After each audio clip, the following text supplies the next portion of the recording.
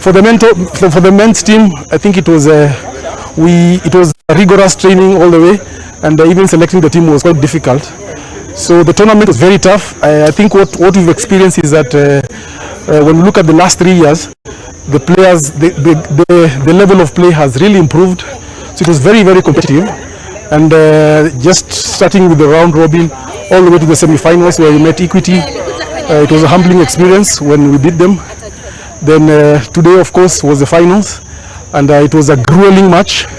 As you can see, it has ended being dark, so it was a very interesting match. So also being defending champions, of course, there was so much pressure on us, because when you're at the top, everybody just wants to beat you. So I think we can't, I mean, we are very, very grateful.